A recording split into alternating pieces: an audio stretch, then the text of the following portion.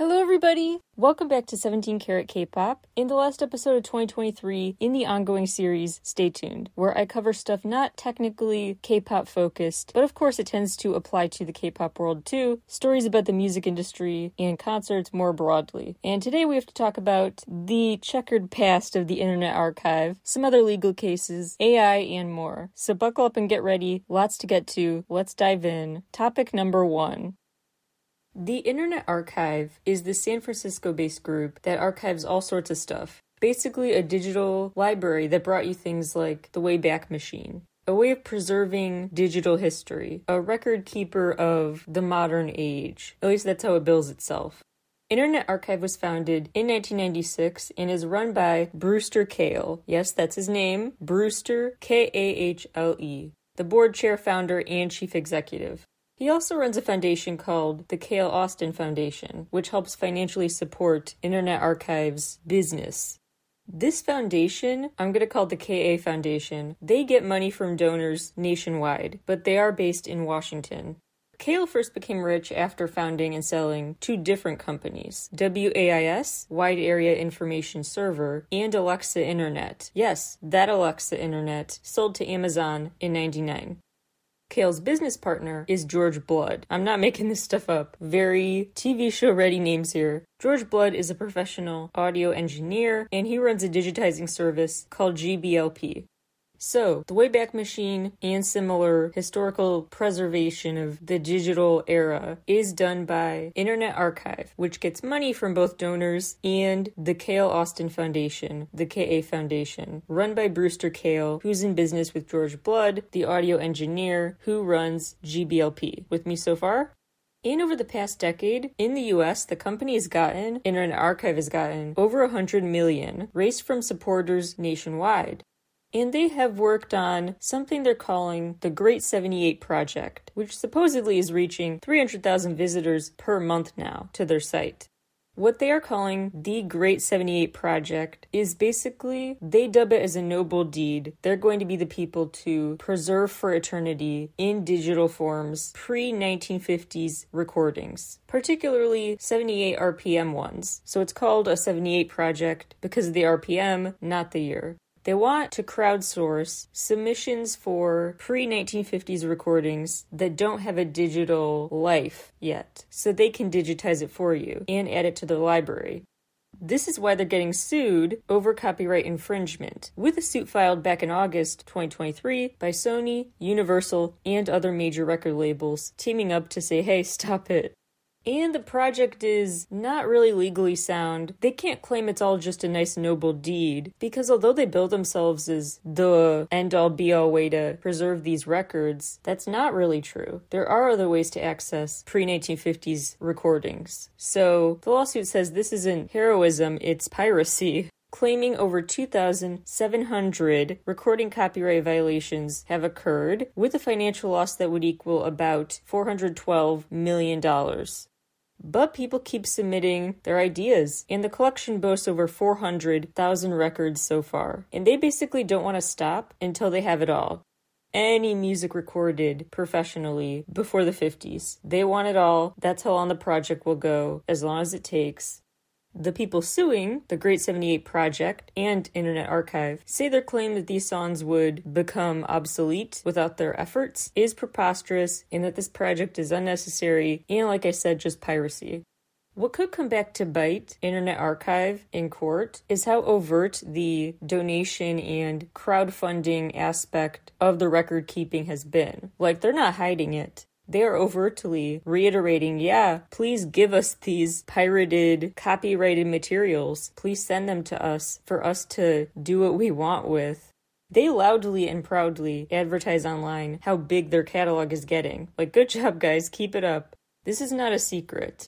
The estimate is that about 3 million minted sides, meaning under 3-minute recordings, were published from 1898 to the 50s on these 78 RPM discs. 3 million total. Their catalog has 400K so far, so not the majority, but a significant chunk. Additionally, This group has faced legal issues with book publishers and have faced a federal lawsuit in Manhattan for this book lending program they created and have tried to appeal the verdict of because the judge ruled in the publisher's favor, not Internet Archive's, but Internet Archive wants to appeal. So that lawsuit already has a legal case in print stating this company, Internet Archive, does have this history, this pattern of ignoring copyright laws under the guise of cultural restoration or preservation.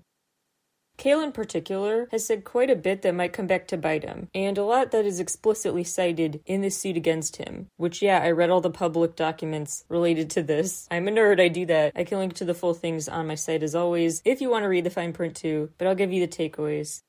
Part of the issue has to do with good faith. Like, were you violating the law without realizing, or did you very much know and not care that you were violating it? So the safe harbor requirement, as it's dubbed, that safe harbor legal life preserver would be implemented if the copyright infringer could prove there was at first a good faith effort to determine if their use of the recording was allowed. Like, if you had done your research to be like, am I allowed to use this recording? And based on that research could prove, I assumed at the end of the day, yes, maybe then the court could go easier on you. But this was the total opposite. This was in your face bragging, explicitly saying they weren't going to abide by the law. In a blog post, Cale said copyright, quote, was twisted in a rewriting of the law in 1976 to put much of the 20th century into a legal jail, unquote. He also admitted publicly in 2020 this whole process is, quote, a very heavily litigated area, unquote. In 2019, at a conference at the Association for Recorded Sound Collection, Cale presented, boasting that he had been able to turn some releases into, quote, library public domain, unquote, which sounds like the opposite of what he actually did, and the conference itself was called Music Modernization Act 2018, how it did not go wrong and even went pretty right. There was big social media promo for that event too, and again, fan input has been constantly out in the open asked for. Accomplices have been recruited publicly. The GBLP group even answered questions about techniques for how to help them digitize files as part of a Q&A video upload. And they always tweet links when new recordings are up. Basically, they are posting through the piracy.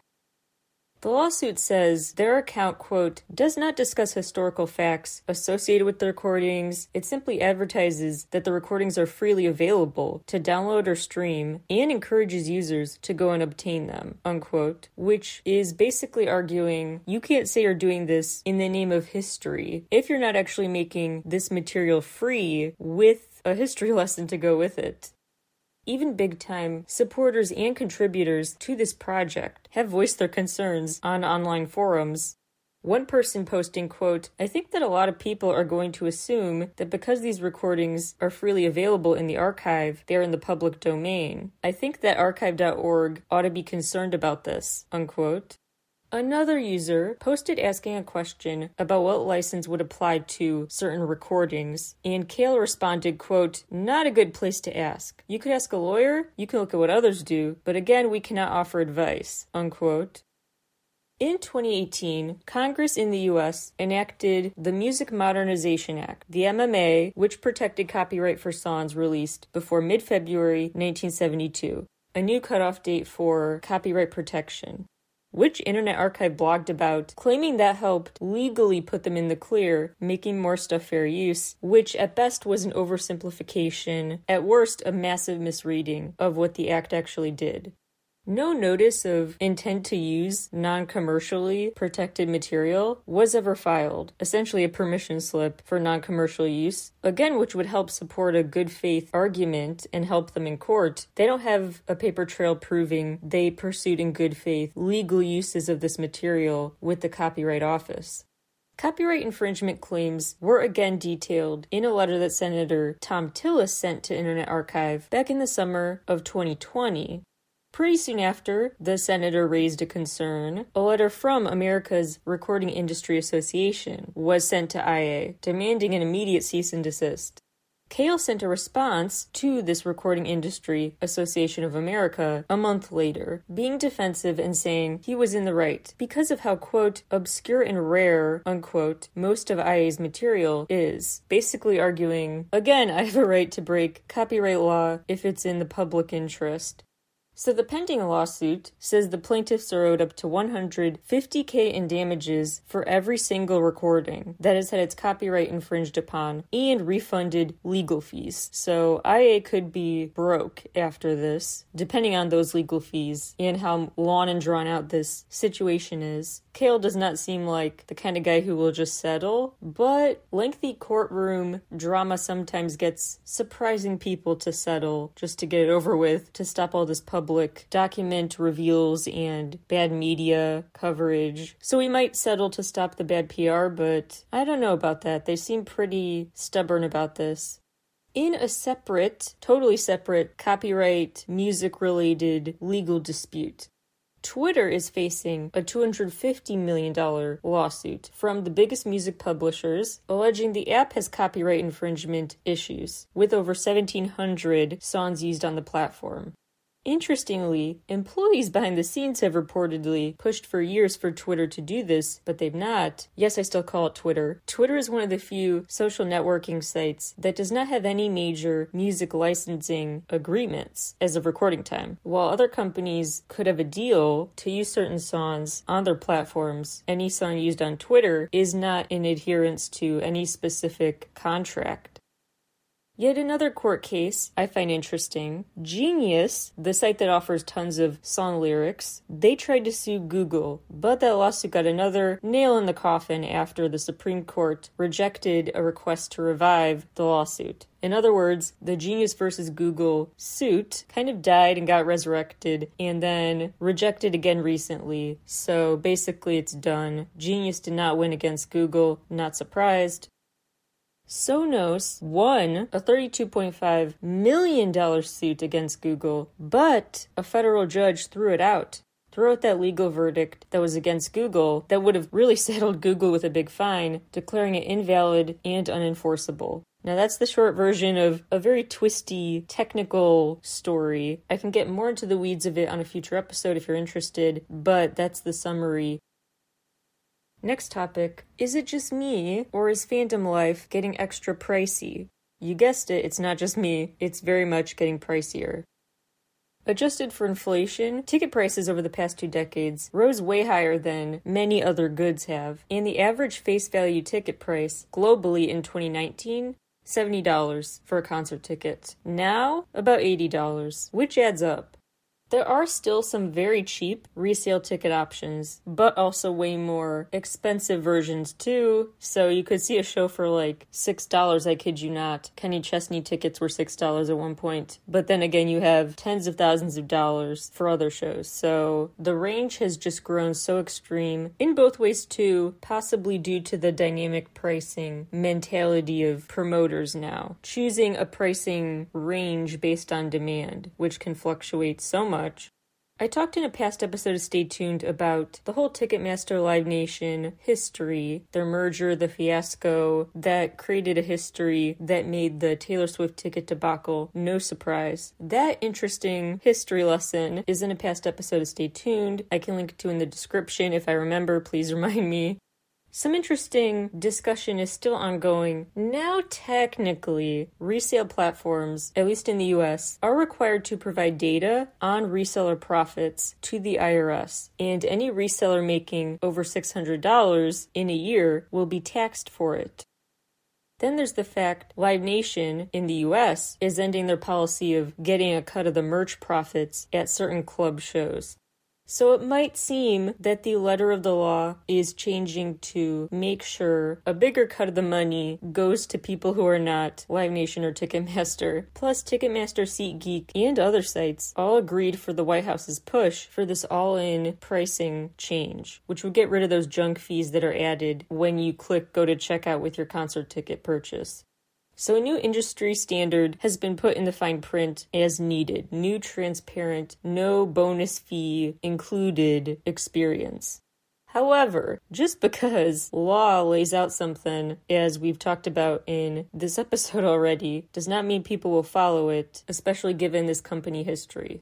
The week of November 20th, Rolling Stone exclusively reported Live Nation was subpoenaed by a Senate subcommittee because they refused to voluntarily hand over the documents requested. So as they fine-tune legislation about junk fees and new standards for ticket transparency, Live Nation has not been forthcoming with documents that would help with that. So when you don't provide the documents they need, they can legally compel you to provide them, which is why they issued a subpoena. So I will definitely keep you posted. The story's not over. There was a GAO, Government Accountability Office, report in 2018 that found some conclusions we kind of already knew, but just confirmed them, like secondary markets, raise your ticket prices. They found that non-transferable tickets could help reduce price rising because you can't resell them, but they also limit, of course, your ability to get those tickets in the first place. The report also found pros and cons to price caps on tickets. One con being those caps are just hard to enforce logistically, and caps on tickets might just lead more underground resales to take place instead. They also found that stakeholders had many disagreements over the technical details that should happen and the pros and cons of them when it comes to ticket fee disclosure issues. Summatively, they noted, quote, event ticketing is not federally regulated, and some stakeholders cite market-based approaches to address concerns about secondary market activity, unquote. So basically, let's use the market to fix the market. Meanwhile, some fans have had enough, and a Bruce Springsteen fanzine actually just discontinued over outrage of the extreme ticket pricing, the dynamic pricing that went into ticket sales.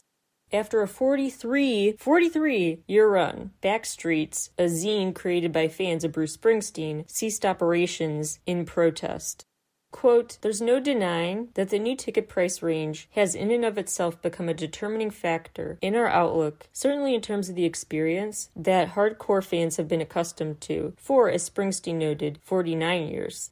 6 months after the on-sales, we still face this predicament. There are concerts that we can hardly afford, that many of our readers cannot afford, and that a good portion of our readership has lost interest in as a result, unquote. Springsteen's camp responded to backlash about the dynamic pricing policy by saying, essentially, we followed industry standards, we're doing what our peers are doing, hate the game, not the player. This is no different than what XYZ artist did. We talked about the evolving concert ticket industry. Now let's talk about the changing streaming landscape. With a brief history lesson, come down a research rabbit hole with me about the past, present, and future of streaming. In the 1980s, Tom's Diner, an a cappella song by Susan Vega, was experimented with to decide how to most efficiently turn audio digital. Tom's Diner was used for it. That's a fun trivia question. Researchers and a German engineer, Karl-Heinz Brandenburg, worked on this technology and then started using MP3 as a term in 1995. In 1999, a college student, Sean Fanning, created a program for finding online versions of MP3s, and the rest is history. The iTunes Store came out in 2003, Spotify in 2008, when a leader at UMG, Universal Music Group, struck a licensing deal with Daniel Ek, Spotify's founder.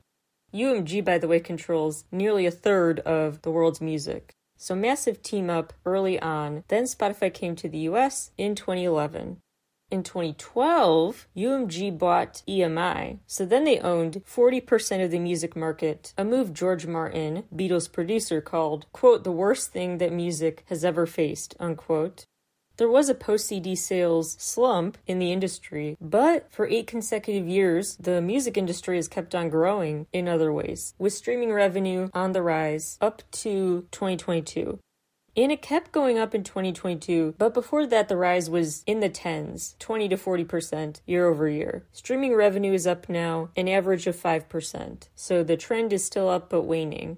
There's an interesting competition in the world of streaming between UMG and Warner Music, because both are juggernauts, both are publicly traded companies, both share investors, and both want to fight to hold on to this roller coaster of streaming momentum before it crashes.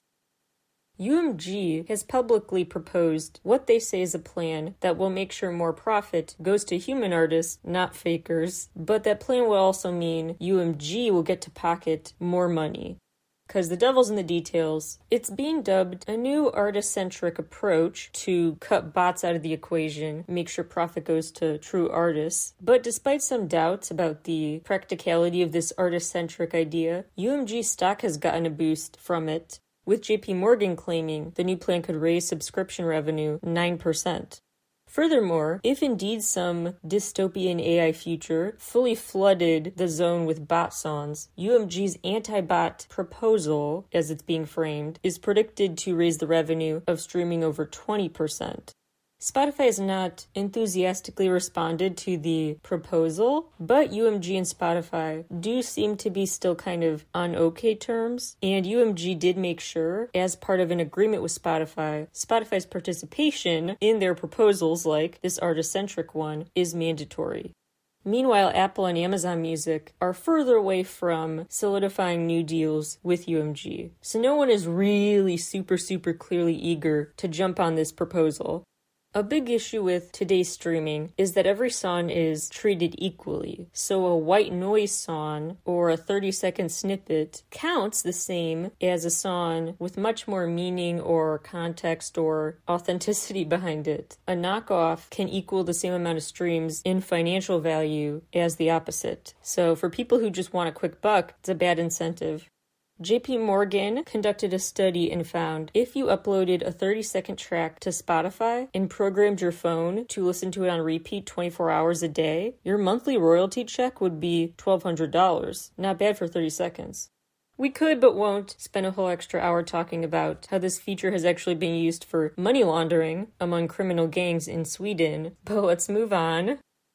France is trying something else out with Deezer, which globally only reps like 1 to 2% of the music market. Deezer is not a big streamer compared to like Spotify, but it's pretty big in France, so it's a good trial run location. So there, Deezer will try to divert more royalties to artists, consciously changing what proportion of profits from a song will go to real artists versus others.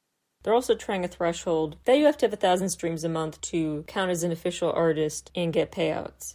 Now, that doesn't totally get rid of scammers, but you have to have more dedication to the scam to earn that many streams a month and get a paycheck for it.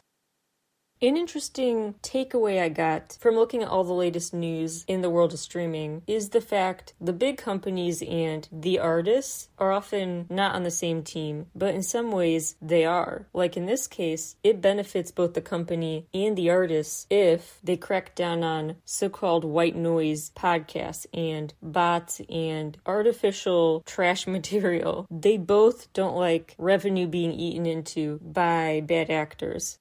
Bloomberg actually investigated and found that Spotify has been actively trying to suppress the popularity of these white noise podcasts out of fear that they're taking away the revenue.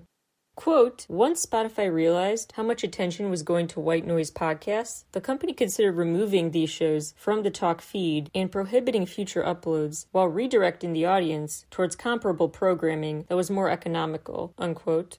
JP Morgan also recently had a study, a link to all these studies on my site by the way, showing that an estimated 10% of streams could be deemed fake from like a streaming farm, not an actual just genuine person naturally going about their day. Spotify has actually started phasing out of Uruguay. Officially will January 1st, but they already announced the plan is in motion to shut down by the end of February 2024 in Uruguay. A Spotify spokesperson said, quote, without clarity on the changes to music copyright laws, Spotify will unfortunately begin to phase out its service to the detriment of artists and fans. Spotify already pays nearly 70% of every dollar it generates from music to the record labels and publishers that own the rights. Any additional payments would make our business untenable. We are proud to be the largest revenue driver, having contributed more than $40 billion to date. And because of streaming, the music industry in Uruguay has grown 20% in 2022 alone. Changes that could force Spotify to pay twice for the same music would make our business of connecting artists and fans unsustainable, and regrettably leaves us no choice but to stop being available, unquote. This is in response to Uruguay law changes to music copyright. Article 285 aims to put into fine print the, quote, right to a fair and equitable remuneration, unquote. So they're worried that there's a lack of clarity. What does this fair and equitable new requirement mean? What costs will we have to pay up versus the artist? And Spotify seems to essentially be saying, if you can't confirm and say rest assured, you guys will not be footing the extra bill that's on someone else, then we just won't even take the risk. We're leaving. This is not new, though, and back in July, Spotify sent a letter to Uruguay's Minister of Education and Culture, arguing, hey, you could double the amount we have to pay you. That's not fair. Don't put this law into effect. But back in October 2023, it was put into effect. Spotify had threatened, hey, again, if you make this change happen, we will pull out of the country. But the bill passed anyway, so they did. It's time to move on to the next topic, but I have done way more reading about this, but I will just summarize it here and link to the full reporting on my site as part of my newsletter. A new report from Public Knowledge called Streaming in the Dark looks at structural problems in the music industry when it comes to data and payouts. There are also issues with the live audio, Clubhouse-esque platforms that have tried to stay relevant. Spotify shut down Hurdle, the Wordle spin-off they bought, and canceled some live audio programs. Apple's live audio app, AMP, shut down. Short-lived experiments. There was a Berkeley study in 2015 called Transparency in Money Flows. The issue is not a lack of awareness or research. The issue is a lack of will to meet artists fully halfway, which is kind of kick down the road further the chance of full artist-company harmony with the excitement companies have and not artists over some AI usage. So maybe they both share the interest in getting rid of bots, but in AI overall, not on the same page. And actually, Paul Vogel, the CFO of Spotify, has really hyped up the new DJ feature. He said it's been rolled out in over 50 countries already and has been, quote, really well received, unquote, so far. By who, I don't know. No one cited. And he called it one of their most successful endeavors to date. Meanwhile, Spotify comrade in the past, UMG, signed a deal with Endel, an AI company, that claims it's not going to make its own version of white noise music, but will just be a partner to work with, AI-enhancing artists' work. One more major topic before moving on to a lightning round. Harry Styles fans are losing it over possible leaks. Not only are they really racking their brains trying to figure out if these leaks are legit, but legit in another sense. Like not just, yep, they're from Harry, but they're from a human. Or are they AI-generated leaks? And some people are making bank on these leaks. Two desperate fans. One offer was for 2 Harry Styles leaks in exchange for $400. Some people are trying to, I guess maybe feel better about their purchases by going down internet rabbit holes to try to find a kernel of proof, any kernel of proof, that these are legit demos. Looking up copyright database names and seeing if there's a web connecting one name to another that eventually gets back to Harry. It's causing some Discord user conflict and also some heated back and forth. Are you a real fan? Maybe not, because you're not willing to pay X amount for that leak like I am, or you're not believing it's a leak, but I know it's authentic and you don't. It's quite heated. And the people who say, I'm the one who found the leak, claim they're really risking even their own safety and security by leaking this private info, like they're a whistleblower and you should respect them more. There are several habits they have gotten into to try to decipher if it's really AI or not. One is detecting and keeping track of copyright takedowns. So if a leak on social media is taken down from the social media site on copyright grounds, they assume that means, oh, it was legit. Not necessarily, because those sites take down AI-generated stuff all the time too. Also just for fear of some sort of copyright infringement in some form. AI can easily infringe on copyright. They're not going to take time to decipher truly when it is and when it isn't. Surely the automatic takedown function doesn't differentiate. If there's any risk of copyright issues, they're just going to take it down. They're also trying to look into those copyright databases, but if someone did manufacture this stuff or use AI, or both, they probably saw that coming. They probably thought, if you're passionate enough about this to pony up hundreds of dollars, you're also probably passionate enough where I won't assume you wouldn't go searching for keywords. So they might have thrown some red herrings out there, just keywords to mess with people. And if you're like, but Hope, why would anyone care? Why would anyone mess with people? To that I say, you sweet summer child, you have clearly not spent tons of time on the internet. It is bonkers what people will put all their time and energy into doing just to see reactions. So truly, if they're fake leaks, which I have no idea, I wouldn't put it past people online to do that just to see what happens, to mess with people. 404 Media reported on this story and had AI experts listen to some of these leaks. The experts pointed out many details they said imply they're authentic, that these demos are not AI, but they hesitated to make that a very definitive conclusion. Just more likely than not, they have the hallmarks of human demos, or at least not the typical AI ones. So the jury's out. Couple of things I want to say about this story. One is that I don't judge the superfans for their reaction, their desperation to get a leak. Now, the leakers themselves, who are illegally spreading this stuff, shame on them. But the desperate fans ponying up money for those leaks, I don't want to be too critical of them, because there's already plenty of coverage of fandoms that portray them as just stupid or ridiculous or hysterical. And I don't want to feed too much into that stereotype. As you know, if you listen to my other show, Enthusiasts, I spend a ton of time defending fandoms and that profound level of passion celebrities can bring out of us. That it's not the negative force in the world it's automatically assumed to be. So, I like to take fan side until I'm shown otherwise. So I don't like anything about this story. The way it speaks to AI, messing with people, the questionable motives of the leakers, the way this money is being spent. Don't agree with any of it. But I would refrain from making this just a story of another crazed fandom. Because although the AI element is quite new, this has been a thing in other ways too the past few years. Not even just with music fandoms, but movies, games. Super fandoms have ponied up lots of money to get leaks of material or to otherwise get exclusive access to some sort of hidden thing. Getting coveted, private-seeming information, the desire to get that is just human nature.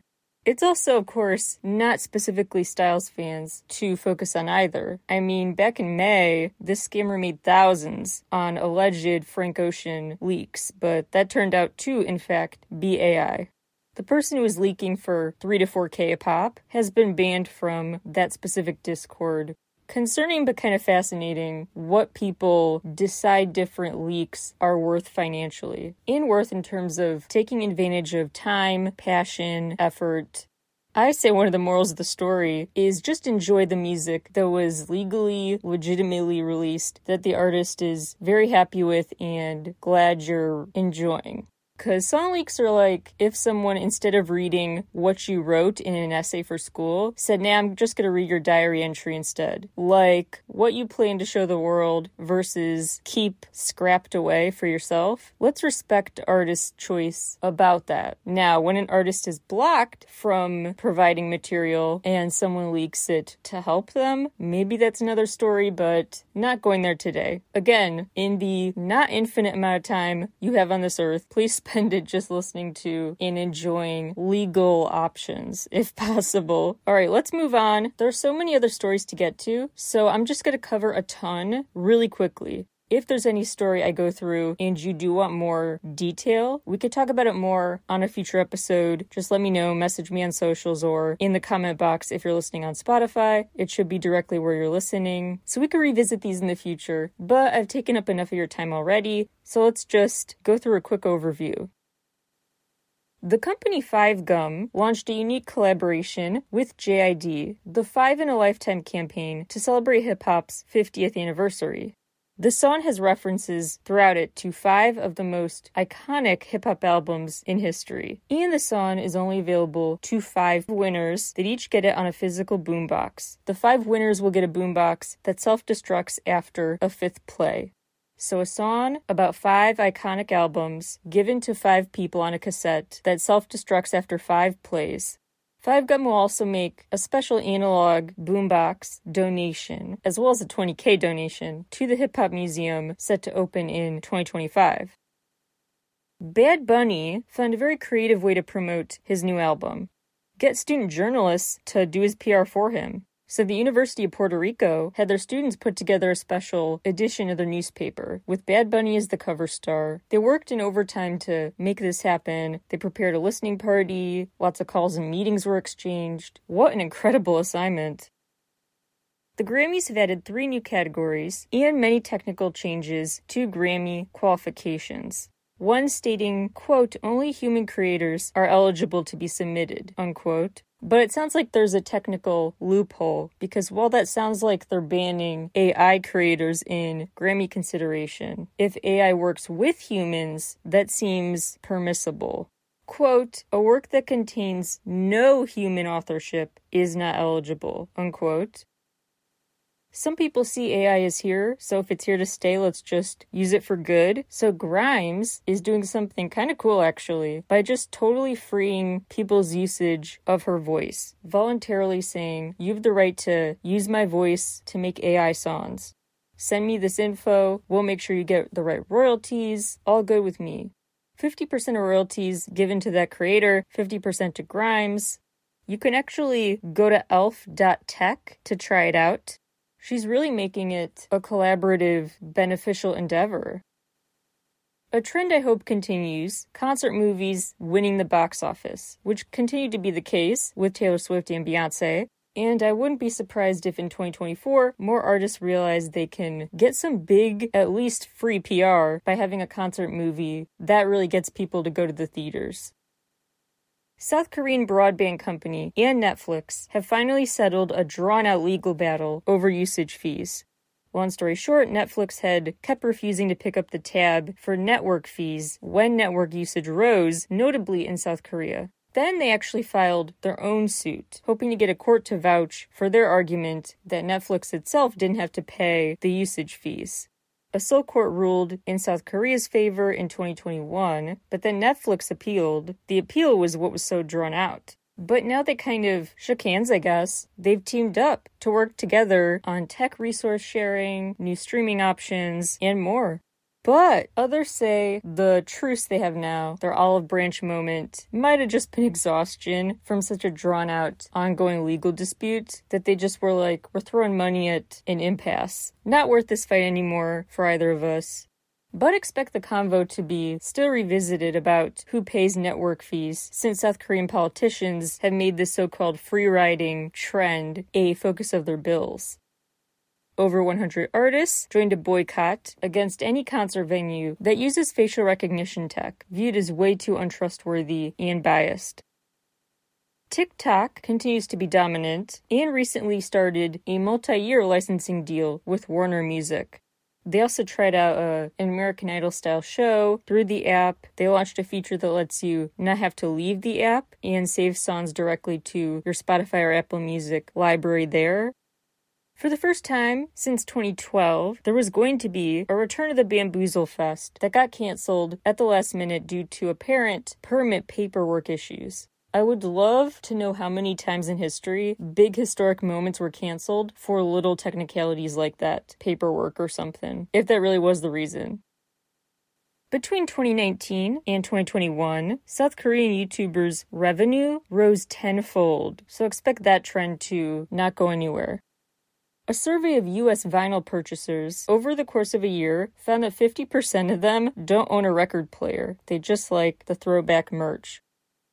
Music revenue continues to soar and reached $8.4 billion in 2023. Now, how much that streaming revenue is distributed among people, that's another story. But big picture, very lucrative right now. Epic Games sold off Bandcamp, so Bandcamp's workforce was halfway laid off, and SongTrader bought the company, bought Bandcamp. Lastly, Billboard was going to do a Hot Trending Songs powered by X chart for X, aka Twitter, to be a hub for new music, figuring out what's hot and trending on social media, music-wise. But that didn't really become a norm because they put it on pause, they said, at the end of September due to the volatility of that platform lately. Much more, I'm sure. If there's a story you want me to cover more or at all that I missed, always feel free to message me. Thank you all so much for tuning in. I look forward to more of Stay Tuned next year, so indeed, stay tuned, and I will talk to you all again very soon. Bye, everybody!